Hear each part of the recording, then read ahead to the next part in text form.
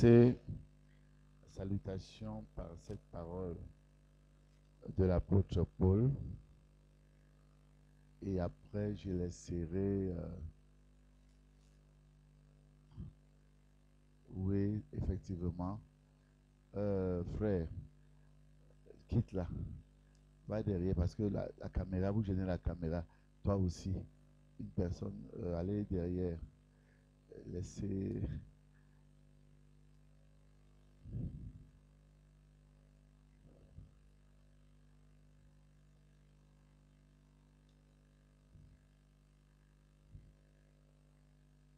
Mon fils, si tu n'es pas à l'aise là, toi aussi tu vas derrière si tu n'es pas à l'aise.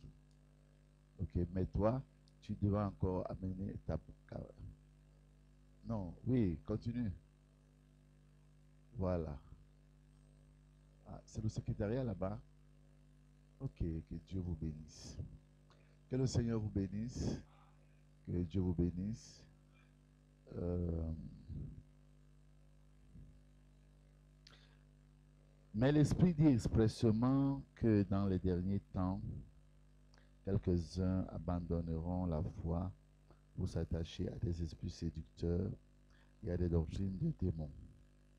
Par l'hypocrisie de faux docteurs portant la marque de la fracture dans leur propre conscience, prescrivant de ne pas se marier et de s'abstenir d'aliments que Dieu a créés pour qu'ils soient pris avec action de grâce par ceux qui sont fidèles et qui ont connu la vérité. Car tout ce que Dieu a créé est bon et rien ne doit être rejeté, pourvu qu'on le prenne avec action de grâce, parce que tout est sanctifié par la parole de Dieu et par la prière.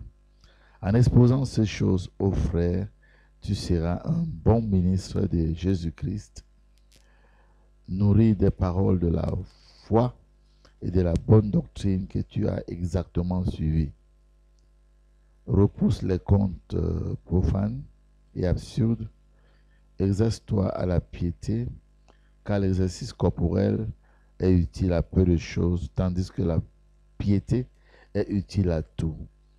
Ayant la promesse de la vie présente et de celle qui est à venir, c'est là une parole certaine et entièrement digne d'être reçue. Nous travaillons en effet et nous combattons parce que nous mettons notre espérance dans le Dieu vivant, qui est le sauveur de tous les hommes, principalement des croyants. Déclare ces choses et enseigne-les. Que personne ne méprise ta jeunesse, mais sois un modèle pour les fidèles en parole, en conduite, en charité, en foi, en pureté. Jusqu'à ce que je vienne, applique-toi à la lecture, à l'exhortation, à l'enseignement. Ne néglige pas le don qui est en toi et qui t'a été donné par l'imposition, par prophétie avec l'imposition des mains de l'Assemblée des anciens. Occupe-toi de ces choses. Donne-toi tout entier à elles afin que tes progrès soient évidents pour tous. Veille sur toi-même et sur ton enseignement. Persévère dans ces choses, car en agissant ainsi, tu te sauveras toi-même et tu sauveras ceux qui t'écoutent. Que Dieu bénisse la lecture de sa parole. Veuillez vous asseoir, bien-aimés.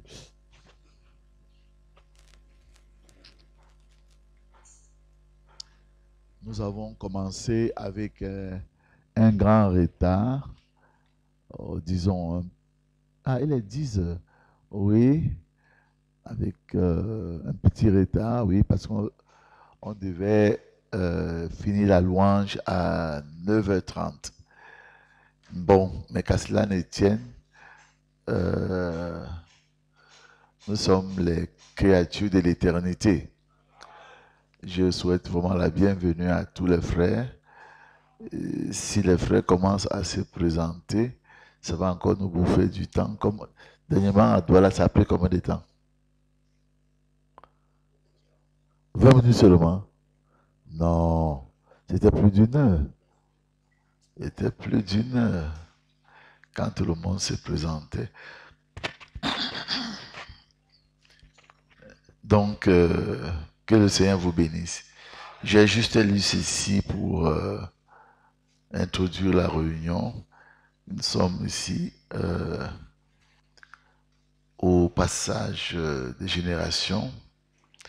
Quand je vois dans la salle, il y a beaucoup plus de jeunes gens que des personnes âgées. Donc vous comprenez, nous sommes au passage. Nous sommes à la charnière. Hier, on a fait une minute de silence pour les anciens qui sont partis, dans le tout dernier qui est parti, notre révérend Kamchuan Joseph. Donc, nous avons intérêt à avoir l'œil sur la jeunesse et sur ce qu'ils font pour voir si, en allant s'endormir avec les pères, les enfants vont continuer le même combat. C'est cela. Parce que je vois quelques cheveux blancs ici dans la salle, voyez-vous. Ils ne sont pas nombreux. Ils ne sont vraiment pas nombreux, les cheveux blancs dans la salle. Donc, vous, les jeunes, vous devez prendre conscience que c'est beaucoup plus pour vous qu'on fait les réunions. Si Dieu nous fait grâce, nous en ferons d'autres. Mais ce ne sera pas sectoriel, ce sera géographique. C'est-à-dire que, comme je vois le révérend Assouna, on peut faire les réunions rien qu'avec les serviteurs de Dieu de Yaoundé. Les serviteurs de Dieu de Yaoundé, on fait nos réunions ici. Je vois même que c'est au programme. C'est au programme, on doit faire une réunion des serviteurs de Dieu de Yaoundé. Il y a beaucoup de choses que vous devez apprendre sur la déontologie, le leadership et beaucoup de choses. Quant à l'enseignement de la parole, moi, je sais que vous avez William Branham qui est votre enseignant. Si vous écoutez le message, vous n'avez pas besoin de beaucoup d'embrouilles après cela. Qui a aimé la réunion d'hier? Ah, qui était là hier? Non, non, non, non. Qui n'était pas là hier? Comme ça, je peux voir. Oh, il y a beaucoup de gens qui n'étaient pas là hier. Que Dieu vous bénisse. Ils sont venus beaucoup d'endroits. Il y a beaucoup qui n'ont pas été invités. Et il y a beaucoup qui ne sont même pas encore là, mais qui seront là ce jour. Que Dieu vous bénisse tous, frères. Donc, pour gagner du temps, j'ai préféré que le révérend Tombok, je l'ai eu avant-hier. C'était avant-hier? Non, c'était pas hier. Je l'ai eu avant-hier au téléphone. Je lui ai demandé s'il pouvait apporter une parole d'exhortation. Donc, il a accepté. Donc, nous allons... Après ça, donc, après cette parole qui va nous introduire, il y aura donc un brainstorming, c'est-à-dire que des témoignages, des questions, des exhortations, des conseils divers autant pour moi. Et puis, bon, on va arrêter peut-être à 13, 14 heures, quand les diacres nous diront que la nourriture est prête. Et puis, vous allez vous reposer pour la réunion générale qui va commencer à 16h30 par la demi-heure de silence et à 17h par la louange. Qui a aimé la louange ce matin? Oh, c'était merveilleux. Que Dieu vous bénisse. On peut acclamer vraiment pour le Seigneur.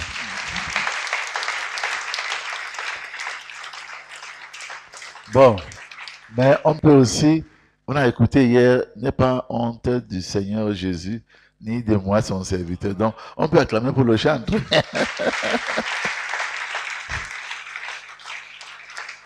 Lequel est le meilleur? Les deux sont pareils. Bon, le pasteur va utiliser celui-ci. Donc, frère, tu peux donc descendre pour ton exhortation. Quand tu finiras, tu t'asseoiras quelque part ici. Ou alors tu prendras l'autre chaise pour t'asseoir quelque part là-bas. Pendant que les hommes continueront à travailler. You have the floor, sir.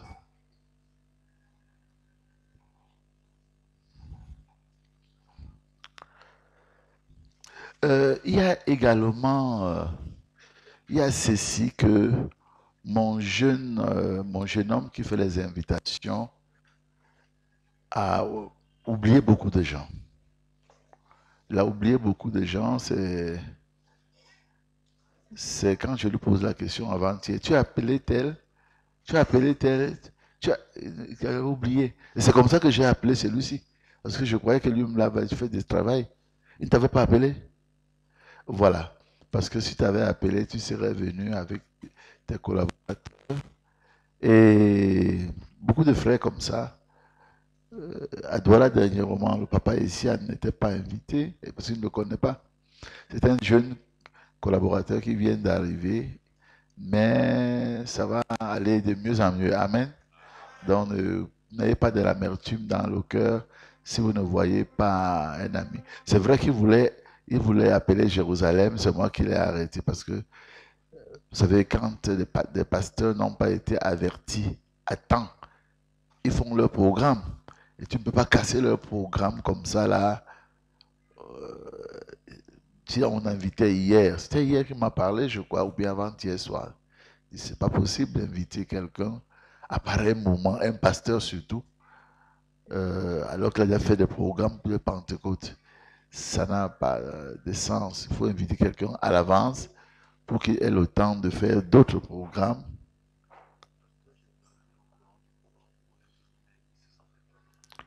Ah, on me dit que Jérusalem était au courant, mais il ne se sent pas bien. Que Dieu le relève dans sa grâce. Donc, c'est cela qui fait qu'il y a eu des absences.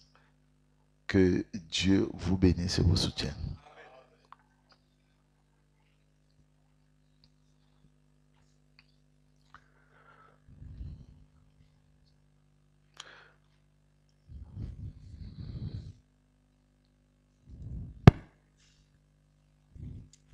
Nous prions.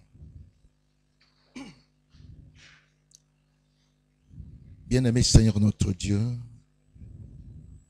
de tout cœur nous te rendons grâce pour ce privilège que tu nous offres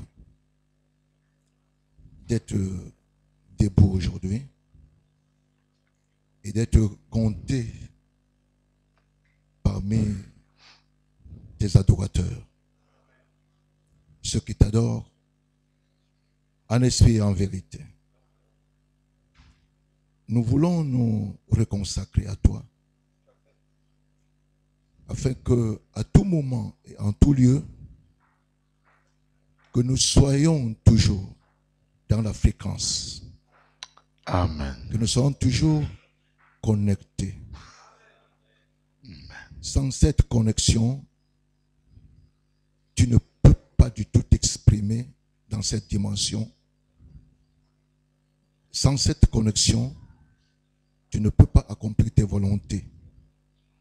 Voilà pourquoi tu tiens trop à ce que nous soyons toujours connectés à toi, afin que ta volonté soit accomplie. Si nous sommes là ce matin, nous sommes en ta divine présence, comme le maître qui enseigne ses apprenants, comme le père qui donne des instructions à ses enfants. Nous avons plus que par le passé, nous avons besoin de toi, plus que par le passé. Parce que c'est aujourd'hui qui compte pour nous. Et nous te disons merci, parce que là où nous sommes, c'est là où tu es aussi. Gère donc cette réunion dans toutes ses articulations, à partir de la première seconde jusqu'à la fin. Sois le maître de toutes choses. Reste avec nous. Que ton ange, la colonne de feu, se déplace dans la salle et dispose toutes choses très favorablement pour qu'il y ait une communication fluide entre le ciel et la terre. Amen. Oint chaque âme de toi-même. Nous abandonnons à toi. Merci parce que tu nous exauces toujours. Et nous prions avec foi au nom du Seigneur Jésus-Christ. Amen. Amen. Pendant que nous sommes debout,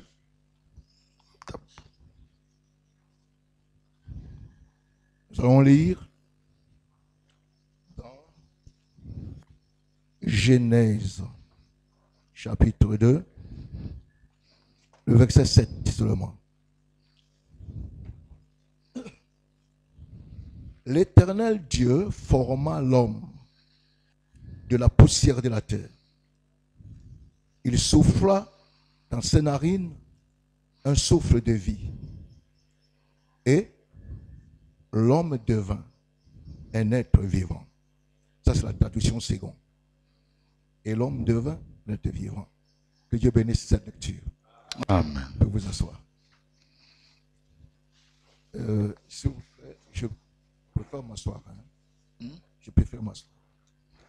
Oui, donne-lui des chaises.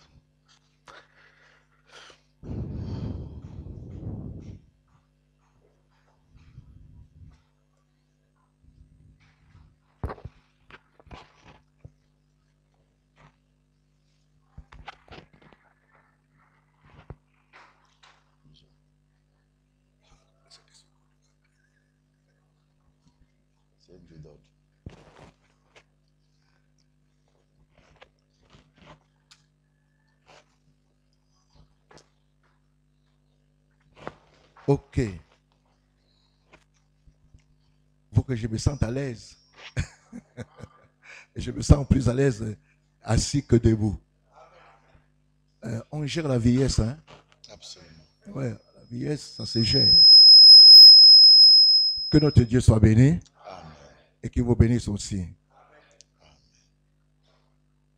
Pour ceux qui ne me connaissent pas, je suis le pasteur Joseph Tombok.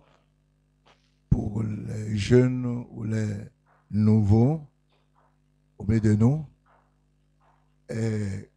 qui ont peut-être entendu de moi, voici moi.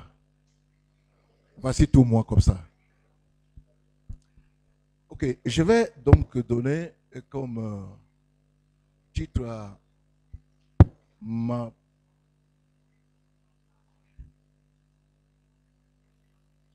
petite exhortation de ce matin, ma petite contribution. Je vais donner comme titre: Dieu forme le contenant pour le contenu.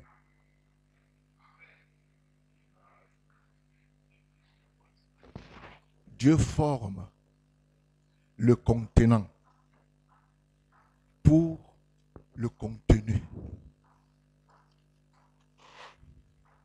Ça voudrait dire que Dieu se soucie beaucoup plus du contenu. Il se soucie, il tient une très grande importance sur le contenu. Voilà pourquoi il doit impérativement former le contenant pour que le contenant soit capable de porter le contenu. Voilà pourquoi Jésus-Christ, dans sa pédagogie, il parlait des outres neuves qui, seuls, il n'y a que des outres neuves pour pouvoir contenir un vin nouveau. Parce qu'un vin nouveau, il est chargé de toutes ses forces. Et si on le met dans des vieilles outres, les vieilles outres vont s'éclater et on perd tout. Et les autres et le vin. Il a donc enseigné qu'il était important de se trouver des autres neuves pour pouvoir contenir le vin nouveau. Voilà donc pourquoi je parle de former d'abord le contenant à cause du contenu. Parce que le contenu est très important. Mais il faut un bon contenant. S'il n'y a pas un bon contenant pour contenir le contenu, rien ne peut aller, ça ne donnera pas. Ça ne donnera pas. Et nous croyons en tant que chrétiens que Dieu est le contenu et que l'homme est le contenant. La seule créature qui puisse contenir la divinité dans sa totalité, c'est l'homme. Aucun ange ne peut contenir Dieu. Aucun. Aucune autre créature, que ce soit dans le ciel ou sur la terre ou dans les eaux, ne peut contenir Dieu. D'ailleurs, la Bible nous dit que les cieux des cieux ne peuvent pas contenir Dieu. Les cieux des cieux. La Bible nous dit qu'il a rempli tous les espaces et tous les temps. Et la seule chose qui peut contenir Dieu, c'est l'homme. C'est l'homme.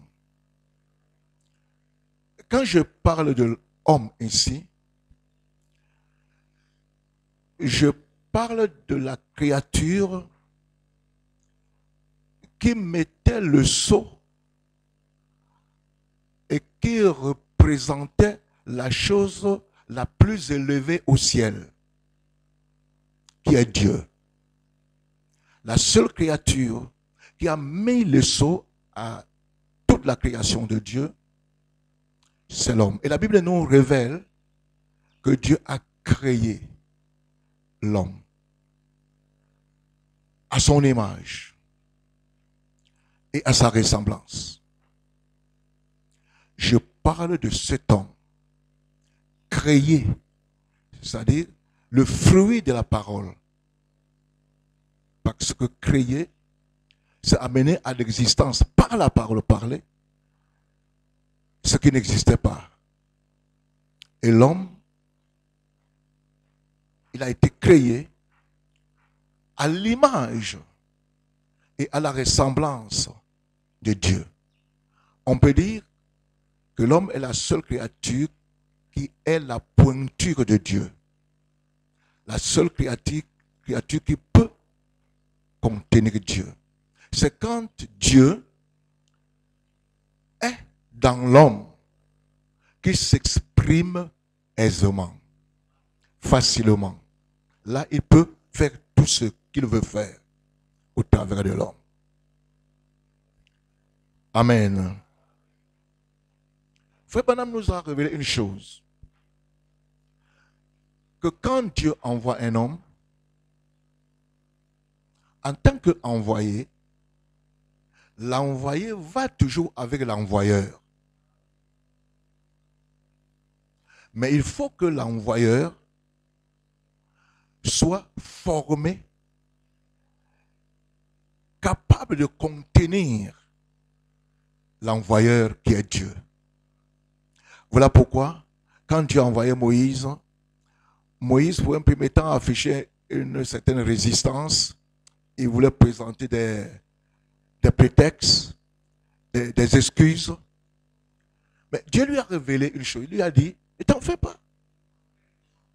Je serai avec toi. Pour dire à Moïse, toutes les initiations que je t'ai fait faire là, c'était pour te former pour que tu sois capable de me contenir. Et là au buisson ardent, tout ce que je t'ai fait faire, là, toutes ces initiations pour t'introduire dans le monde du surnaturel, dans le monde de l'omnipotence, toutes ces initiations que je t'ai fait faire, c'est pour t'introduire dans ce monde où l'omnipotence se manifeste, le surnaturel se manifeste, mon autorité, je peux l'exercer, je peux me manifester au travers de toi.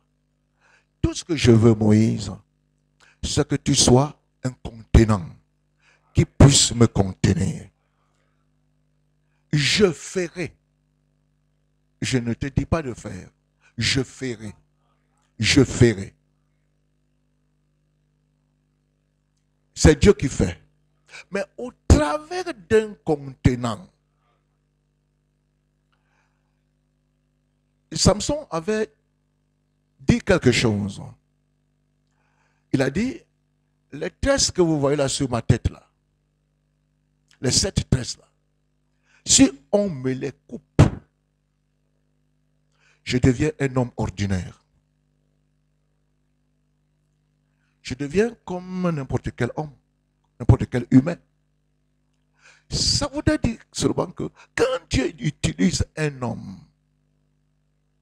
c'est un homme mis à part, un homme spécial. Et William Branham dit dans le message, les événements modernes rendus clairs par la prophétie, il dit que quand Dieu utilise un homme ou envoie un homme, il lui donne tout l'équipement qu'il faut, tout l'outillage qu'il faut. Il lui donne même un style inimitable. Personne ne peut l'imiter. Il lui donne des manières qui sont propres à lui pour l'œuvre pour laquelle il le forme. Tu ne peux pas l'imiter. Non. Parce que lui, il est appelé pour une certaine œuvre et Dieu le prépare en conséquence. L'éternel Dieu forma l'homme. Forma. La formation, elle est, je peux dire, elle est indispensable. Elle est incontournable. Quand Dieu veut utiliser un homme, il doit être formé. L'apôtre Paul disait, mais j'ai été formé au pied de quelqu'un, au pied de Gamaliel. Il m'a formé. On a besoin d'être formé pour tout ce qu'on fait. Sans formation, tu peux faire des choses, c'est vrai, mais ce sera de manière empirique. Ça ne répond à aucune donnée. Voilà pourquoi Dieu veut former son homme. William Branham déclare dans le message, un homme appelé de Dieu, que Dieu a ses manières de former ses serviteurs. Ouais, il a ses manières. Tous sont formés par le même formateur, mais des écoles et des manières très différentes.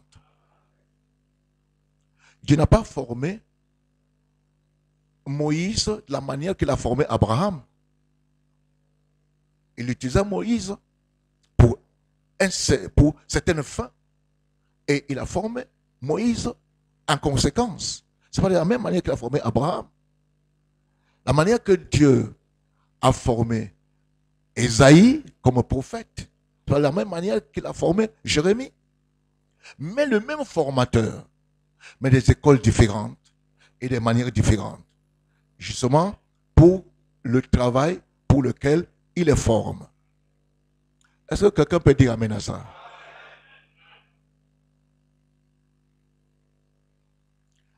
Dieu forme le contenant Voilà pourquoi nous avons vraiment besoin chaque jour de la formation. Être enseigné. Chacun de nous doit se sentir heureux même de sortir d'un certain moule. Et le formateur que nous formons tous, c'est le Saint-Esprit. Lui-même. Mais il a des manières différentes de nous former par rapport à l'appel et à la mission. Il nous forme de manière différente. Pourvu que nous accomplissions la volonté de Dieu, que nous accomplissions bien la mission qui nous assigne. L'homme étant donc la représentation de Dieu, la représentation de la divinité, Dieu se plaît à le former de manière à ce qu'il représente valablement Dieu. Parce qu'un homme formé doit porter, laissez-moi lire un peu ça dans 2 Corinthiens, le chapitre 4,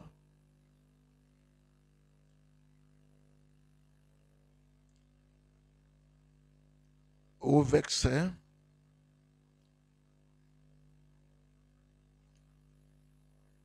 verset 17 et 18. Car nos légères afflictions du moment présent produisent pour nous, au-delà de toute mesure, un poids éternel de gloire, parce que nous regardons non point aux choses visibles, mais à celles qui sont invisibles. Car les choses visibles sont passagères et les invisibles sont éternelles. Le verset 17 m'intéresse trop. Car nos légères afflictions du moment présent produisent pour nous, au-delà de toute mesure, un poids éternel de gloire. C'est la manière de Dieu de nous amener à porter le poids éternel de la gloire. Un homme, imaginez-vous un homme qui doit porter la gloire de Dieu et la représenter sur cette terre. Et en des temps comme celui-ci, où le péché a pris des proportions tellement élevées, la science fait tellement de produits et de progrès qu'elle produit même l'incrédulité dans les cœurs même des croyants. Parce que la science fait tellement de prouesses aujourd'hui qu'on ne peut pas imaginer. Les chrétiens même ont de la peine à croire réellement à la parole de Dieu. Parce que la science est là, bien, elle nous donne facilement des choses. Les chrétiens n'ont plus une véritable foi fondée seulement sur ce que Dieu a dit. Représentez-vous, imaginez-vous donc, un homme qui doit vraiment représenter Dieu, qui doit porter le poids éternel de la gloire de Dieu sur terre et le représenter partout. Comme j'aime toujours dire, le monde n'a pas besoin de souffrir de l'absence de Dieu. Parce que Jésus-Christ était là, l'homme, pour représenter Dieu sur terre. Ouais. Tous ceux qui avaient besoin de Dieu et qui invoquaient Dieu, mais ils se trompaient. Dieu était sur terre dans l'homme Jésus. Ouais. Et depuis que Christ a accompli l'œuvre de la rédemption, il nous dit, comme le Père m'a envoyé pour le représenter sur cette terre, moi aussi, je vous envoie pour la même mission. Moi aussi, je vous envoie. Vous allez aussi me représenter. Pour la même mission que le Père m'a envoyé, je vous envoie aussi.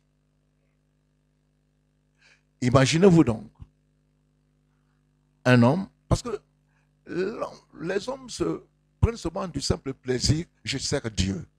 Je sers Dieu. Mais frère, servir Dieu, ce n'est pas haranguer les foules. Ce n'est pas parler aux gens. C'est représenter Dieu.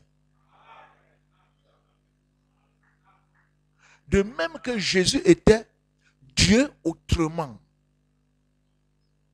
Jésus était Dieu autrement. Il nous envoie aussi.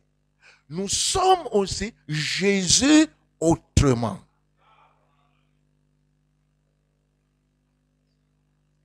Imaginez-vous donc cette grande responsabilité. Représenter toute la divinité sur cette terre. Vous pouvez imaginer un tel homme, léger. On peut même dire inconverti. N'importe quoi. Non, frère, ça ne peut pas donner. Ça ne donne pas.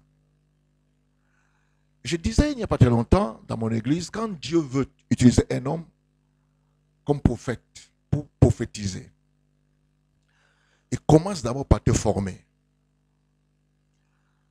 Il forme ta bouche. Parce qu'une bouche qui est habituée au mensonge, comment Dieu va l'utiliser pour prophétiser? Quand tu vas nous dire du mensonge, on va faire comment? On va croire à ton mensonge là? Non. Comment Dieu, qui va utiliser un homme comme prophète, il est bavard. C'est pas se contenir. C'est pas réaliser que j'ai trop parlé déjà. Tu es bavard. Volubile quand tu te mets à parler, c'est sans arrêt. Et tu imagines que Dieu va utiliser cette bouche-là pour prophétiser? Non, frère. Non, Dieu doit te former. Un homme colérique qui s'emporte, qui se fâche très facilement, tout le fâche. Tout le met en colère. Comment Dieu va t'utiliser? Mais tu vas dire trucs tous les jours. Oui. Et nous voyons même dans la Bible, c'est quand certains prophètes se mettaient en colère, c'était le dégât. Dites-vous alors, si c'est sa nature comme ça, toute sa nature, il est prophète, toute sa nature, c'est se fâcher. Mais il va détruire tout le monde. Dieu ne peut pas l'utiliser, frère. Non. Comment Dieu va utiliser un homme qui n'est pas continent? Il va représenter Dieu. Chaque jour, je suis tombé. Un homme qui a couché ne tombe pas. Ouais. Forcément, on voit que je suis couché. Mais un homme qui a couché ne tombe pas. On ne tombe pas quand on est couché. On tombe quand on est debout. Et William Branham nous dit dans le message, comment puis-je vaincre? Il dit que la victoire, c'est garder sa position. Tu gardes ta position. Si tu as commencé debout, tu gardes ta position toujours debout. Ça ne voudrait pas dire qu'il n'y aura pas l'adversité, qu'il n'y aura pas le combat, il y en aura. Mais pour vaincre, il faut garder la position. C'est celui qui est vaincu qui est tombé. Comment Dieu va utiliser un homme qui peut-être quand il a de l'argent, il est tellement dispensier, il dépense l'argent comme ça pour des futilités. Comment Dieu va utiliser un homme qui se plaît à toujours rabaisser ses yeux pour regarder les fesses des femmes et tout ça? Comment Dieu va t'utiliser? Hein? Il ne peut pas. Voilà pourquoi Dieu forme le contenant. À cause du contenu. Parce que tu dois porter la gloire de Dieu. Tu dois représenter Dieu. Comment Dieu va utiliser un homme brutal, facile à lever la main sur sa femme, sur n'importe qui? Oh, Dieu ne peut pas faire. Et si tu as été prédestiné à ce travail, Dieu doit te former. Il doit te former. Sauf si tu t'insurges toi-même, tu t'improvises toi-même, là c'est autre chose. Parce que tu vas échouer. Mais si c'est Dieu qui t'a appelé pour un travail, il doit te former. Je disais aux jeunes enfants qui sont sur mon ministère, qui prétendent être des évangélistes et tout ça, bien, quand ils prêchent quelque part, fait que condamner les gens et les envoyer en enfer et tout ça. Et je les ai appelés. J'ai dit, mais ça, ce n'est pas le travail de l'évangéliste. Non. Un évangéliste, ce n'est pas un blâmeur de comportement. La seule personne qui peut te présenter la grâce de Dieu et te gagner, c'est l'évangéliste. Oui. Il te présente la grâce de Dieu, comment la grâce de Dieu est capable de te transformer, même si tu es une prostituée, tu es un voleur, tu es un soulard, la grâce de Dieu, il y a un Dieu qui est capable de te transformer, il te gagne. Et quand les gens pensent que l'évangéliste a dit, tu blâmes le comportement des gens, vous irez en enfer, ce n'est pas notre mission d'envoyer les gens en enfer, ce n'est pas notre mission. Notre mission, c'est d'envoyer les gens au ciel, pas en enfer. Pas en enfer. Quelqu'un qui prend du plaisir. Frère Branham dit que chaque homme a toujours quelque chose auquel il prend du plaisir. Il prend du plaisir à la boisson, à la cigarette, à n'importe quoi. Il prend du plaisir. Et Dieu ne peut jamais ôter ce que tu as en main s'il n'a pas du meilleur à te donner. Non. Il doit te donner du meilleur. Si Jésus avait demandé à la femme samaritaine de ne plus continuer à boire dans ce puits, et n'importe quoi là, c'est parce qu'il avait du meilleur à lui donner. Dieu ne peut pas te dire de jeter ce que tu as s'il n'a pas autre chose de meilleur à te donner. Oui, c'est ce que nous devons présenter aux gens. Il y a du meilleur. Il y a du meilleur quelque part. Il y a du plaisir en Christ. Il y a du plaisir dans la parole, dans le royaume de Dieu. Il y a tout. On présente ça aux gens et on les gagne. Chaque homme a quelque chose auquel il prend du plaisir, il se jouit. Oui. Donc, mes chers amis, c'est pour nous amener à comprendre cette réalité. Que Dieu prend du plaisir à former le contenant. À cause du contenu. Dans le contenant, il y a le contenu. Et le contenu, c'est Dieu lui-même. Je serai avec vous tous les jours. Samedi, le 4 juin, je serai avec vous tous les jours. Partout où vous serez, je serai avec vous. C'est ce que Dieu fait. Mais imaginons-nous un seul instant, ces hommes qui doivent porter dans cette dimension des humains la gloire de Dieu. Mais nous devons refléter ce Dieu-là. D'abord dans notre caractère, dans nos manières. William Branham nous dit que Dieu nous donne le Saint-Esprit pour modeler notre caractère. C'est pour former notre caractère que Dieu nous donne le Saint-Esprit. Il nous forme. Parce qu'en tant qu'ambassadeur, en tant que représentant, nous devons valablement représenter Dieu. Défendre ses intérêts. Faire tout pour avancer son royaume. Il faut des hommes qualifiés pour ça. Des hommes qualifiés. Des hommes formés. Jésus-Christ disait, dans Jean 6, 44, et 45, il dit, tous seront enseignés de Dieu. Oui. Il faut être enseigné de Dieu. Et celui qui a vu le Père et qui a reçu son enseignement, dit Jésus, viens à moi.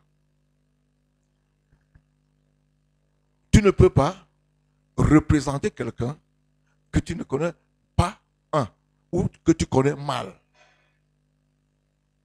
Comment tu vas le représenter? Tu ne le connais pas ou tu le connais mal. Tu vas faire comment pour le représenter? Ça ne peut pas donner. Ça ne peut pas. Est-ce que quelqu'un dit amen à ça? Tu ne peux pas représenter Dieu si tu le connais mal, frère. Ou tu ne le connais pas. Ce n'est pas possible. De le représenter, ce n'est pas possible. Voilà pourquoi nous devons le connaître. Et pour le connaître, il doit se révéler lui-même à nous.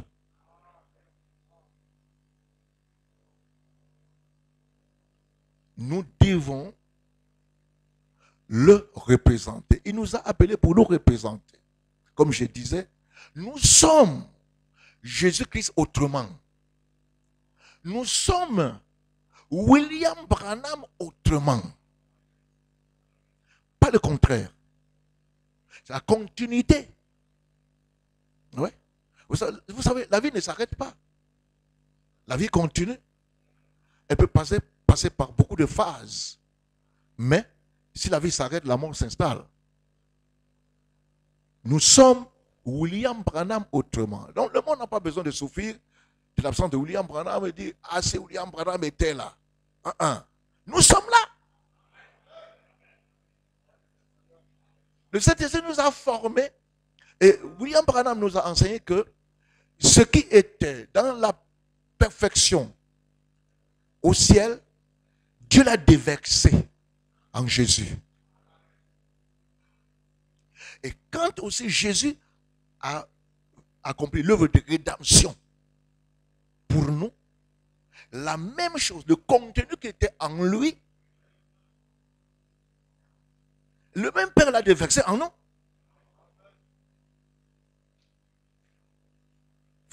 En tant que contenu, ce qui était en Jésus, la même chose qui est en toi. La même chose. Le frère Madame nous dit que Dieu n'a pas de petites parties faibles. Les autres ont des grandes parties fortes de Dieu. Non, frère. Non. Ce qui est en toi, même si c'est le bring comme ça, c'est toute la divinité.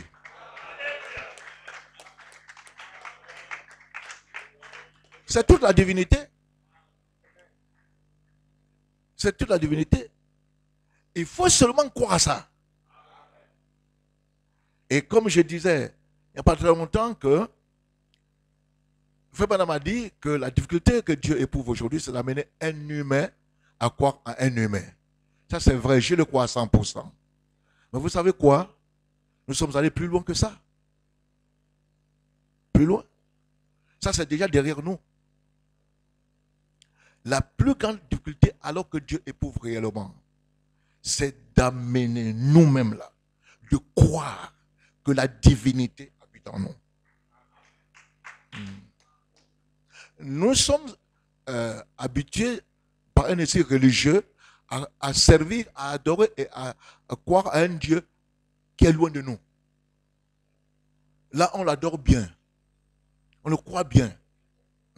On le sert bien. Parce qu'il est loin de nous.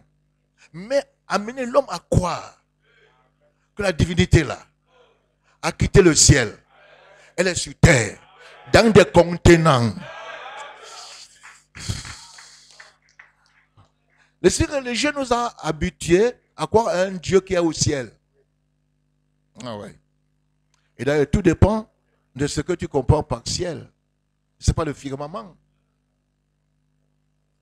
Dieu n'est pas au firmament. Non. C'est ça le problème, frère. Voilà pourquoi, absolument, nous devons passer par la solide formation, la vraie école de Dieu, parce que notre mission est plus grande. William Branham dit, quand nous lisons les exploits de Moïse, on lit ce que Élie a fait. On lit ce que ces prophètes ont accompli comme merveille, comme prodige. Et nous sommes dans l'étonnement. Et pourtant, eux, ils n'avaient pas ce que nous avons. Ils n'avaient pas ça. Nous avons ce qu'eux n'avaient pas. Ils avaient une portion. Et Dieu, quand il venait à eux, quand il les joignait de son esprit, c'était pour accomplir certaines missions, certaines tâches, il se retire. Vu qu'ils n'étaient pas nés de nouveau. Mais nous sommes nés de nouveau. Nous sommes dans la nouvelle alliance qui a fait que le Dieu de Jésus est notre Dieu. Le Père de Jésus est notre Père. Et Dieu se plaît. C'est un plaisir pour lui d'habiter en nous. Et là, c'est ce qui fait problème. Pour que quelqu'un comprenne ça, ce n'est pas possible. Les gens ne comprennent pas ça. Non. Ce n'est pas possible, frère. Voilà pourquoi Dieu doit vraiment nous former. Nous former. Parce que nous avons une grande responsabilité. Le monde que vous voyez là, la création que vous voyez là, n'attend pas Dieu. Non. Non. Non.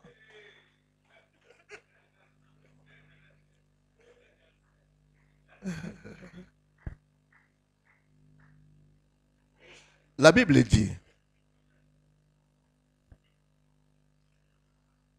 au Romains 8, verset 19, dit, aussi la création attend-elle avec un ardent désir la révélation des fils de Dieu.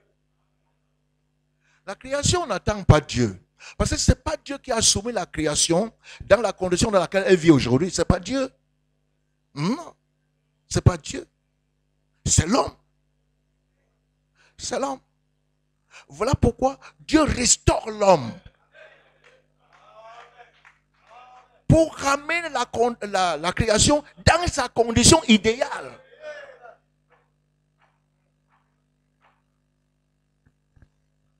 Dieu doit former l'homme pour cette mission. Comme je disais dimanche à l'église, voilà Moïse qui est devant une épreuve.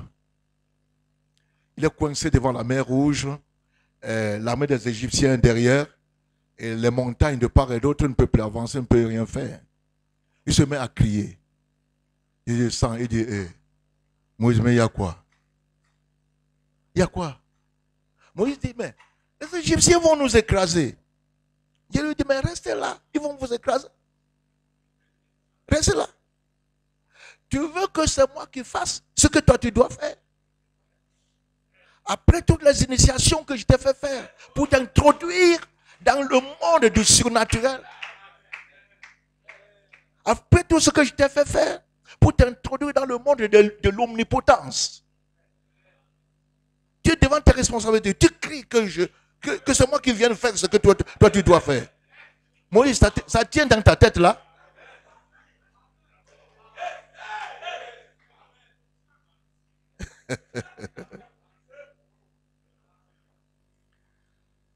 Alors, Moïse était embarrassé.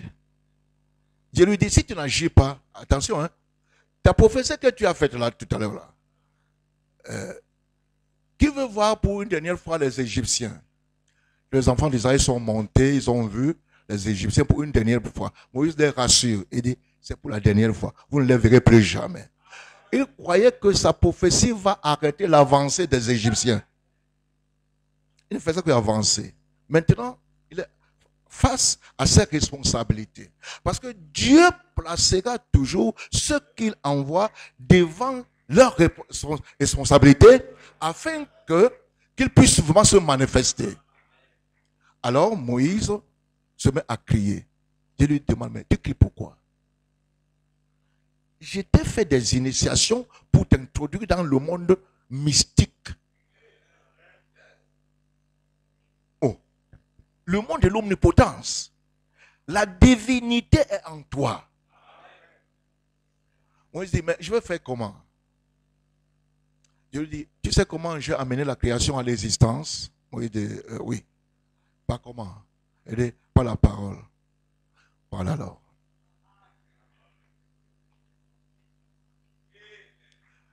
Parle. William Branham nous a dit, c'est la sémence originelle. C'est comme ça que le monde a commencé. Par la parole parlée. Oui. Alors, Dieu donc doit former ces gens dans Ésaïe 43. Qu'est-ce qu'il dit? Ainsi parle maintenant l'Éternel qui t'a créé, ô Jacob, celui qui t'a formé. Celui qui t'a formé, ô Israël, ne crains rien, car je te rachète. Je t'appelle par ton nom. Tu es à moi. Ainsi parle maintenant. C'est-à-dire, tu dois savoir que les temps ont changé. Il y a eu un temps, tu pouvais te poser beaucoup de questions, manifester la peur et tout cela. Mais comme je t'ai formé, ça a changé. Maintenant, tu ne crains plus rien. Ce que tu dois faire, fais-le. Et dans cette alliance, il dit, ma toute puissance est à toi. Et ce n'est pas à moi de l'utiliser. Elle est à moi, c'est vrai. Mais c'est à toi de l'utiliser. Je vais faire comment? Il dit, prononce la parole. C'est là ta part. Moi, j'accomplis ce que toi, tu as dit.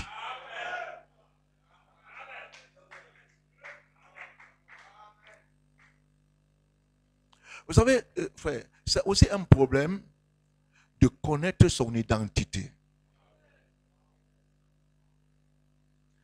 Tout homme qui ignore son identité ou qui méprise son identité se fait coloniser.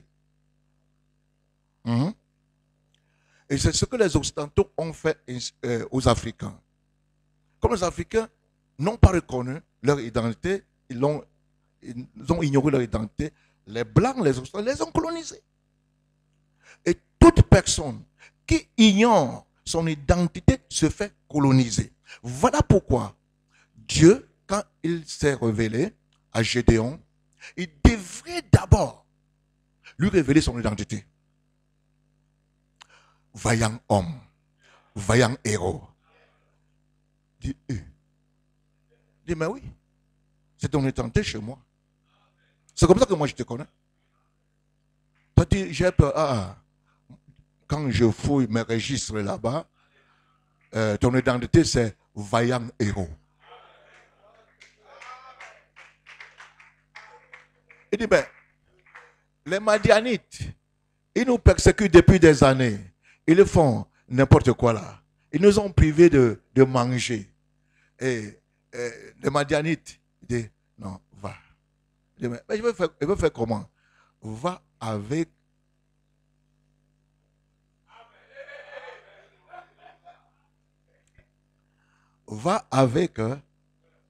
là que sa force c'était où? C'est lui qui était sa force. Même le Seigneur Jésus, avant de commencer son ministère, le Père devrait d'abord, au bord du Jourdain, lui révéler son identité. Voilà pourquoi il a dit, c'est lui-ci. Donc il est différent d'Abraham. Il est différent de Moïse.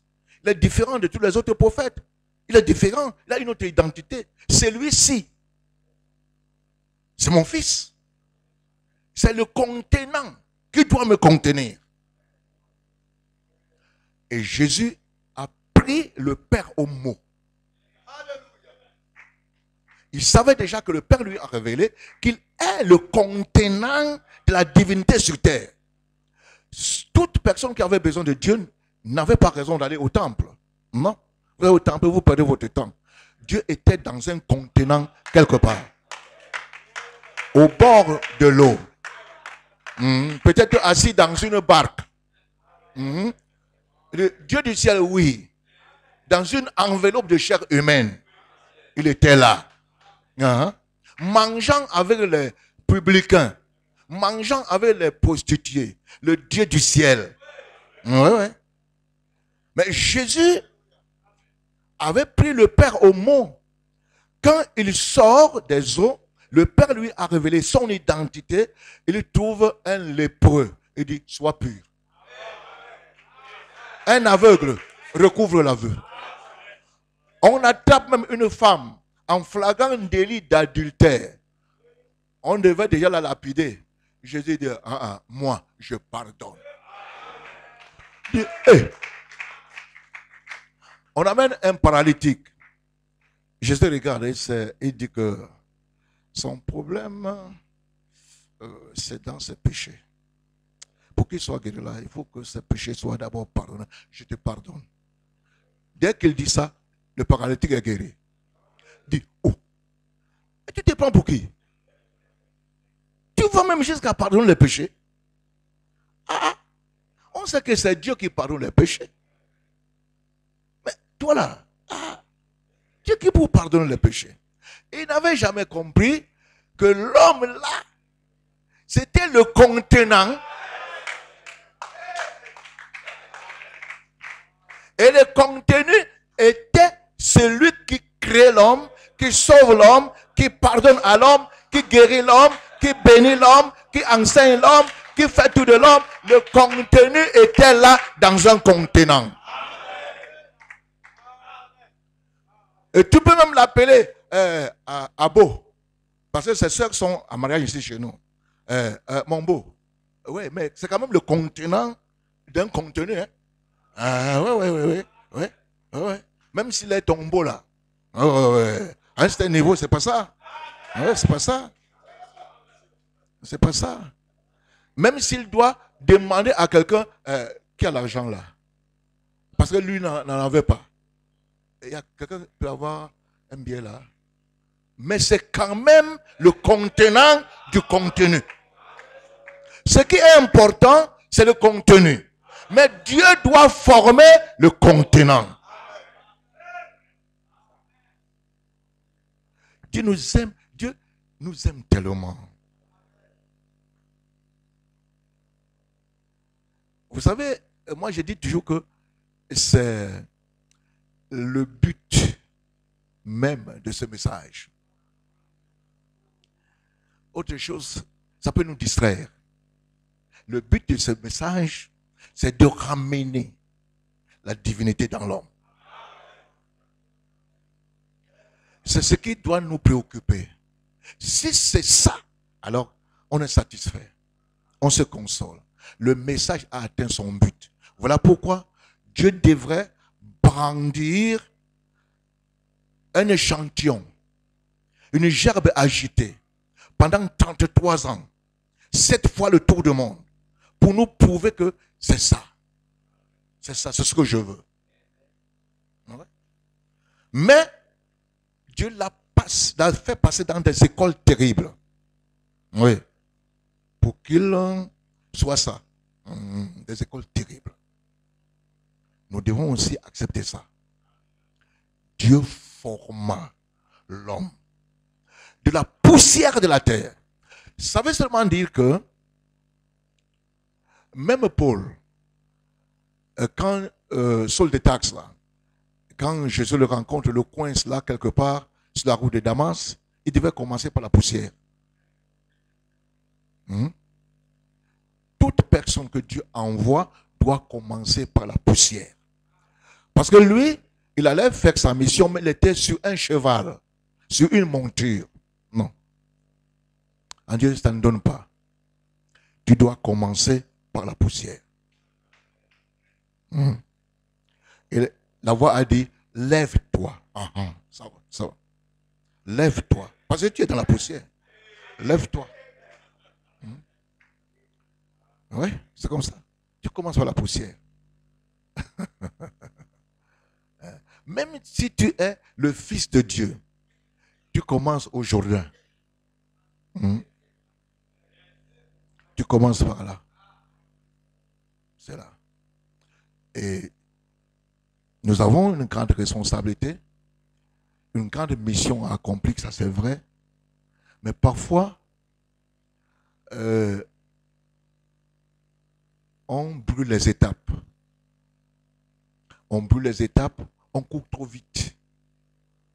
Et ça ne donne pas. C'est ce qui produit parfois des échecs et tout ça. Et ça ne donne rien. Et pourtant, Dieu a réservé ça pour nous. Ah ouais? Et voilà pourquoi il veut nous former pour porter le poids éternel de la gloire de Dieu. Le poids éternel de la gloire de Dieu. Il faut des hommes formés, mes chers amis. Vraiment des hommes formés. Est-ce que quelqu'un est avec moi? Donc, c'est ça ma petite contribution. Avant de chuter, je vais parler de David qui devait être formé. Il a été formé dans 3 écoles. L'école du lion, l'école de l'ours, l'école de Goliath University.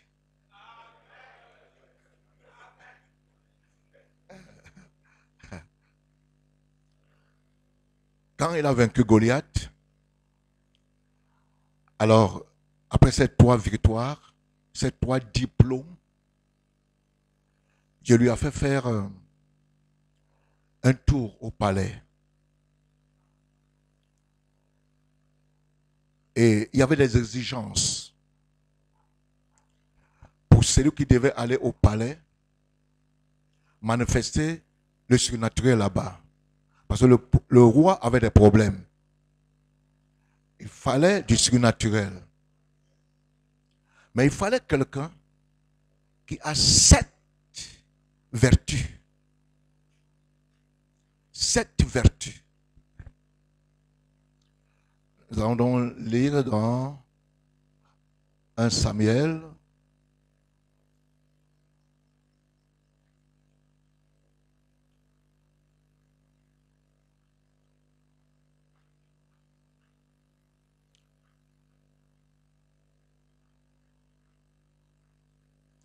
Un Samuel chapitre 16, le verset 18 seulement. Si on peut passer ça à l'écran.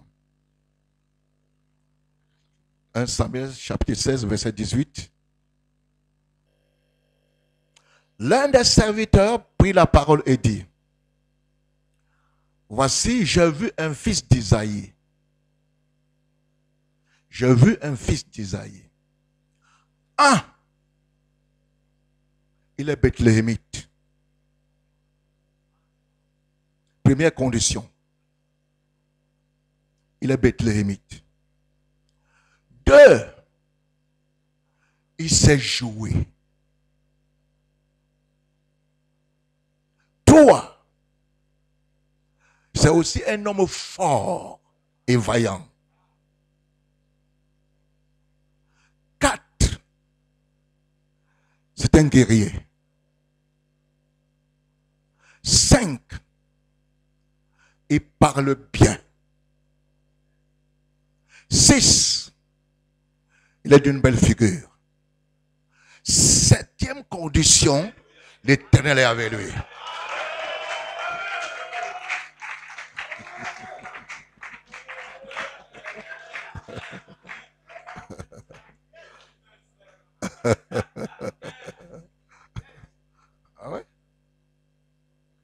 Il faut répondre à ces 7 conditions-là. Hein? Il faut répondre à ces 7 conditions. D'abord, Bethléemite. Parce que c'est un problème de famille.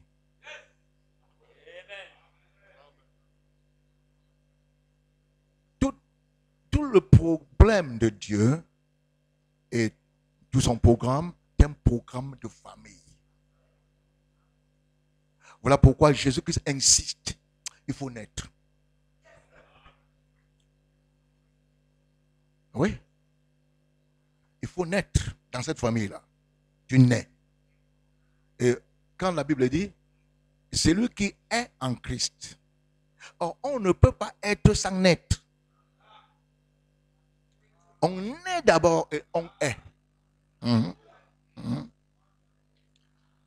faut être donc Bethléemite. Il faut être de la famille. Ce n'est pas que tu vas t'accrocher à des choses qui ne te ressemblent même pas. Tu n'as même pas la sémence. Non, ça ne donne pas. Un bouc au milieu des brebis, ça ne donne pas. Même s'ils sont tous des ruminants, mais ça ne donne pas. Oui, ça ne donne pas. Donc il faut être Bethléemite. Un homme qui sait jouer l'instrument. Tu manies bien la parole. Oui. Tu ne connais même pas la parole. Et tu fais l'aventure. Non, ça ne donne pas. Ça ne donne pas. Ce n'est pas comme aujourd'hui. Quand quelqu'un a lu une brochure, 2 brochures, il connaît tout. Comme le pasteur Foucault me disait, il discutait quelque chose avec un frère, un jeune prédicateur, et le frère là lui dit, c'est le prophète qui a dit ça. Il dit, là, ça où? Dans le message, le pain à moitié cuit d'Élie. Il dit, mais ça c'est quel message encore?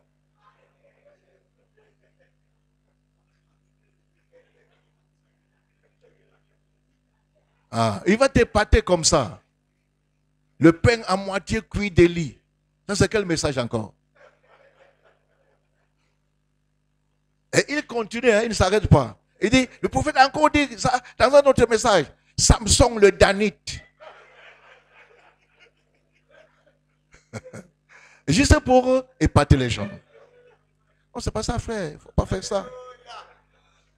Vous savez, on ne peut donner que quand on a reçu.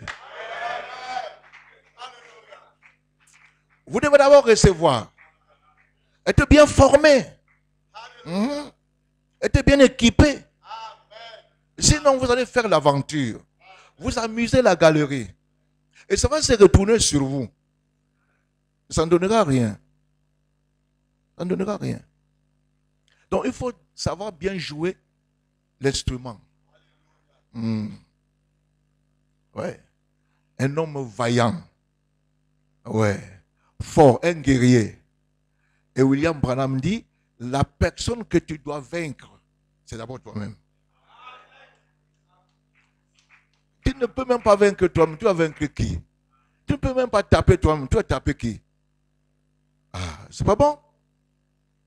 Vous savez, Moïse, lui, avait été formé dans l'école de taper. Taper. Hein. Il a tapé un Égyptien, il l'a tué. Et ça a tourné mal contre lui. Voilà pourquoi ça le suivait toujours.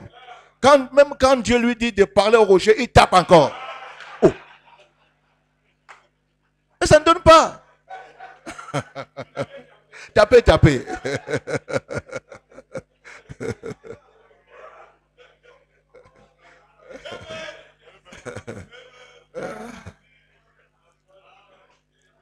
Donc il faut apprendre, il faut passer par l'école de vaincre d'abord toi-même. Tu vaincs d'abord toi-même. Voilà pourquoi cette condition, elle est exigée. Elle est exigée. Jésus qui disait, les ennemis de l'homme, c'est les gens de sa propre maison. C'est pas là où tu es, c'est ta propre maison. Les gens de ta propre maison. Tes propres raisonnements, la manière que tu vois les choses, les approches que tu fais, les analyses que tu fais, ah, c'est ton ennemi. Hein? Ah, tu vas accuser, on m'a fait, personne ne t'a rien fait. Personne. Personne. Personne. Le problème est chez toi. Ouais. Ce sont les gens de ta maison qui te persécutent. Ouais. Ce n'est pas ton père. Ce n'est pas ta maman. Ce n'est pas les oncles. C'est les gens de ta maison. Avec tes raisonnements là. Et tout. Donc il y a ces 7 conditions. Et David devait répondre à ces 7 conditions pour entrer dans le palais. Et quand on a présenté les conditions, il était, on peut dire, éligible. Il était éligible et on l'a accepté. Il a fait le tour du maître. Dieu voulait seulement lui dire, c'est ici que tu vas régner, même s'il est là. Ici, c'est ton palais. C'est ça. Donc, cette chose, elle est pour nous. Mais il nous faut passer par des créneaux,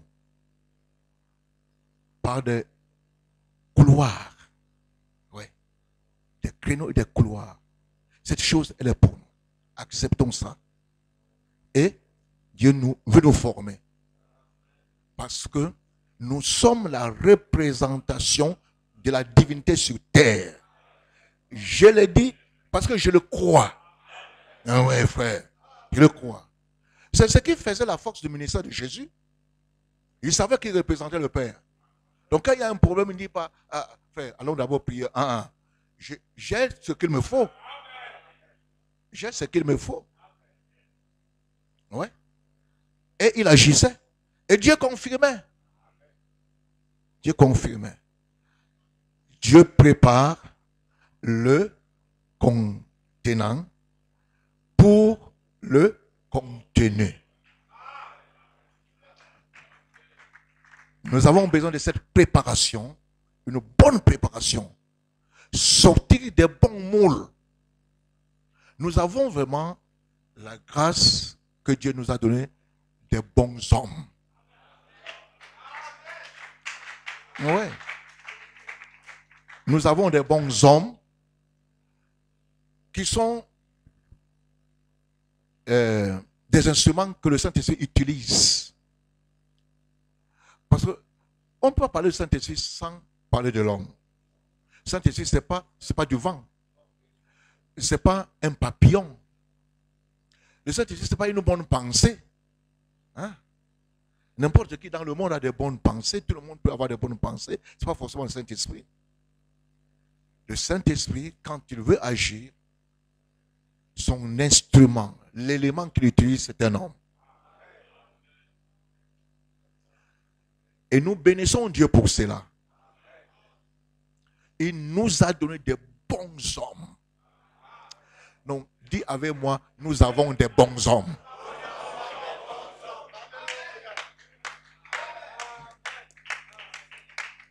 Il faut seulement écouter les instructions. Ne vous limitez pas aux émotions. Non. Mais suivez les instructions.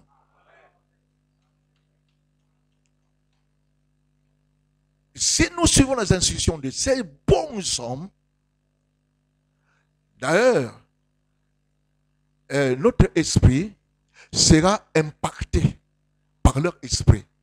C'est la continuité. De même qu'ils sont des bons hommes, nous serons aussi des bons hommes.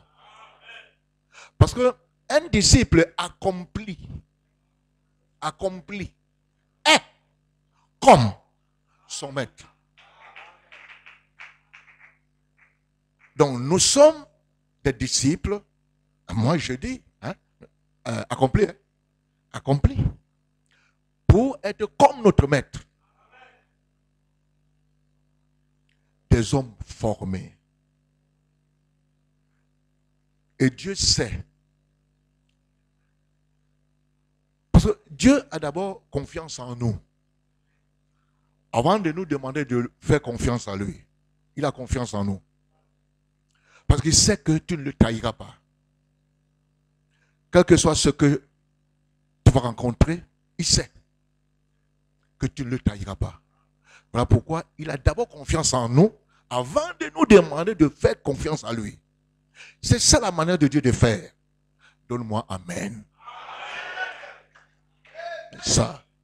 Ouais. Avant que Dieu t'appelle, il a d'abord confiance en toi. Il sait que tu ne pourras pas le trahir. Oui. Et vous savez, quel que soit, aujourd'hui la science est tellement développée et tout ça, mais la science n'a pas encore trouvé un moyen pour réparer une ampoule grillée. Jamais. Pas encore. C'est ça la confiance. Quand la confiance est grillée, mon ami, c'est compliqué. Hein? C'est compliqué. Donc Dieu place sa confiance en nous parce qu'il sait, frère, qu'on ne le trahira pas. Dieu a placé sa confiance dans le Fils parce qu'il savait que le Fils ne peut pas le trahir. Dieu a confiance en toi. Tu n'es pas venu par hasard. C'est un problème de confiance. Oh, que quelqu'un dise Amen.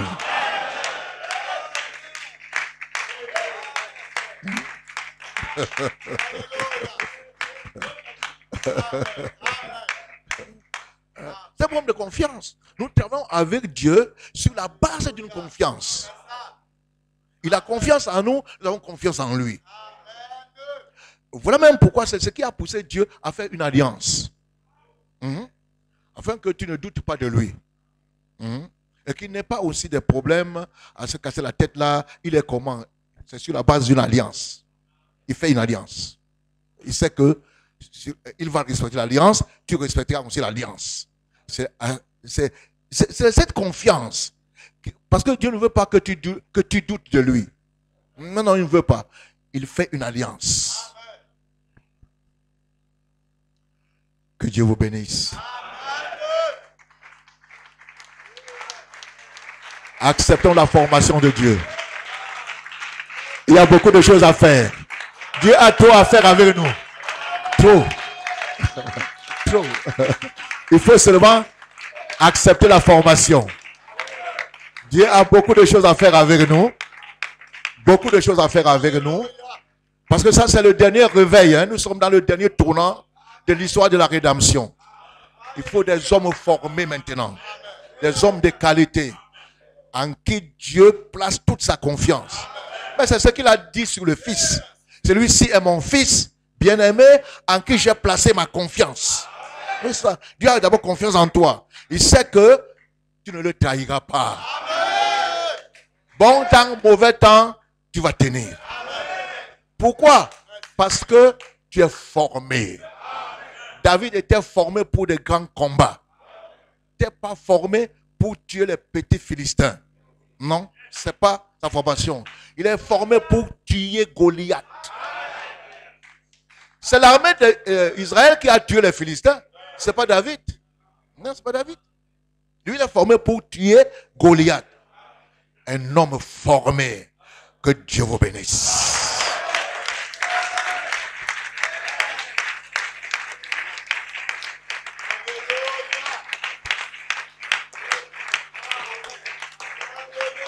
Je vais prier.